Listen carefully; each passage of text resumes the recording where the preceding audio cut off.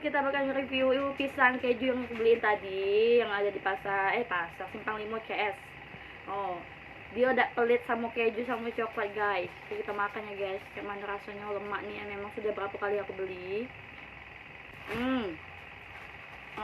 Bukan bunyinya bagus, saking lemaknya guys. Bibit itu memang gak pelit kan, memang agak pelit-pelitnya. Keju gak pelit, coklat nggak pelit, memang nggak pelitnya. Harganya cuma 13.000 guys, sebanyak ini nah.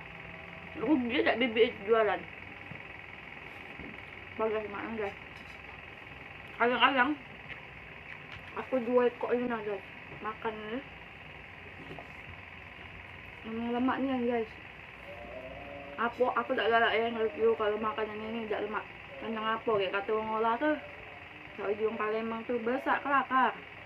Oke guys, nanti aku bakal nge-review makanan yang lain karena aku nggak bisa kemana-mana, jadi aku hanya nge-review makan makanan khas Palembang aja. Sebenarnya bukan khas Palembang sih, ini dari Pekanbaru. Tapi lemak nih ya, daripada yang Batam, lemak Pekanbaru. Aku udah coba kalau yang namanya di sini, di sini cuma lemaknya. Oke. Jadi jangan lupa like, subscribe, dan komen. Nanti aku bakal review makanan yang lainnya. Bye bye.